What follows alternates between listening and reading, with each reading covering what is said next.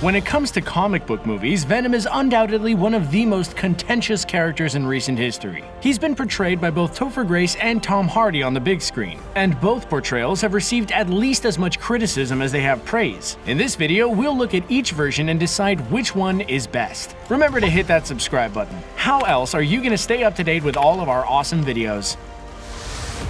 If there's one thing movie fans should never do, it's judge a casting before seeing the casted star in action in the role in question. A prime example of why that's the case came in the form of Heath Ledger's casting as the Joker. Fans were incensed, saying the Australian was unsuitable for the role as the iconic Batman villain, and they couldn't have been more wrong. Bet you feel silly now, don't you, Ledger doubters? However, in the case of Venom, they were certainly right when it came to Topher Grace. Heck, to this day, even Topher Grace isn't sure why Topher Grace was cast as Venom. It was described as one of the worst castings in movie history, with Grace being viewed as too skinny, a scrawny weasel, and choir boy-esque, all of which were seen as unsuitable characteristics to play the character otherwise known as Eddie Brock. This was the guy who played clumsy geek Eric Foreman in that 70s show after all. Hardy's casting, however, was met with universal praise. In fact, many fans had wanted him in the role for years, so it was something of a dream come true. He'd already nailed the role of Bane in 2012's The Dark Knight Rises and has proven time and time again that he can turn his hand to anything. So it was generally believed that he could portray the Eddie Brock side of the character and the Venom personality to perfection.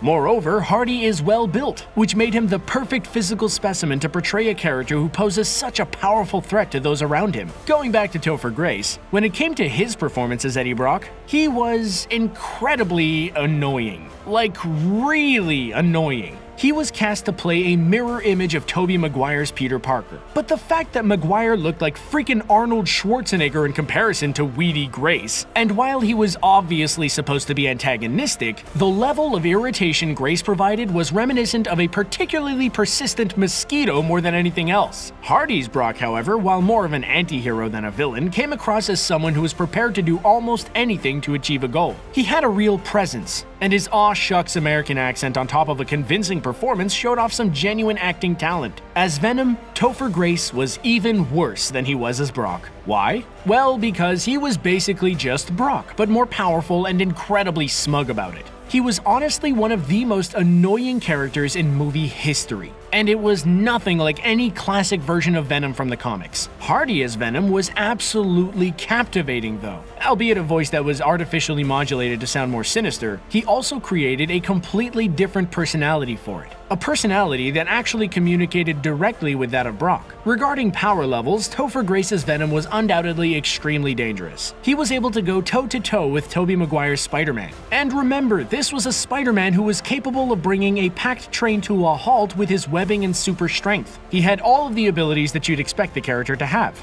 Super strength, speed, and durability, extra sensory abilities, immunity to Spider-Man's spider sense, wall crawling abilities, the generation of a webbing-like gooey substance, accelerated healing, and the ability to manipulate his own biological matter to enlarge or stretch his body in order to augment his attacks. And as per most versions of Venom, his main weakness came in the form of sonic vibrations. Ultimately, he was defeated when Spider-Man used a number of pipes to separate Brock from the symbiote. Then he died in a pumpkin bomb-based explosion. Hardy's Venom, although much more threatening looking thanks to his muscular appearance, possessed pretty much exactly the same powers at a similar level to Grace's, but he tended to use them in more creative ways, often without Brock knowing much about it. Although he took out SWAT teams with ease, his main opponent was Riot, an even more vicious, sadistic, and cannibalistic symbiote that bonded with Riz Ahmed's Carlton Drake. As well as a weakness to sonic vibrations, the symbiotes in the Venom movie universe also displayed a vulnerability to intense heat. In the end, unlike Grace's Venom, they emerged victorious, killing Riot in an explosion and ultimately ending the movie with the suggestion that he'd become a force for good. As for the quality of the movies in which the two Venoms appeared, 2007's Spider-Man 3 was actually better than this year's Venom. Sure, the third movie in Sam Raimi's trilogy compares unfavorably to its 2002 and 2004 predecessors, and Venom was definitely one of the main reasons for that, but it still has a Rotten Tomatoes approval rating of 63%, which isn't exactly awful, all things considered. Venom, however, has a rating of just 31%, which is poor in anyone's book. It felt like a movie that was made before Spider-Man 3, in spite of the fact that it actually came 11 years after. Both critics and fans were probably overly harsh on Spider-Man 3. It did have a lot to live up to, especially after Spider-Man 2, which remains one of the best comic book movies of all time and featured one of the best villains in Alfred Molina's Dr. Octopus, meaning it was particularly hard for Topher Grace to follow in his footsteps. Believe it or not, Grace actually received nominations for Best Movie Villain at both the MTV Movie Awards and Teen Choice Awards. Yeah, really. Although to be fair, if you're in a Spider-Man movie, that pretty much happens by default. And ultimately, he won neither of them anyway. While critics have been particularly harsh about the Venom movie, many fans have actually disagreed with their view, but that's probably largely thanks to the fact that Hardy's performance was so compelling. It remains to be seen whether the British actor will receive any award nominations for his performance, but given that it was in a comic book movie that hasn't exactly set the world alight, the best he can probably hope for are MTV and Teen Choice Awards. The difference being, his performance was actually good enough to potentially win them. In conclusion, Spider-Man 3 was a mediocre movie in which Topher Grace was terrible and annoying. Venom was a bad movie in which Tom Hardy still came out smelling of roses. Ergo, the better Venom is undoubtedly the Brit. Even Grace himself has admitted Hardy's Venom was way cooler than his,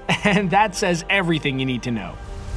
So who do you think is the best Venom? Do you agree with our assessment? Let us know your thoughts in the comments section below. And don't forget to like, share, and subscribe to Screen Rant for more great videos like this one. See you later!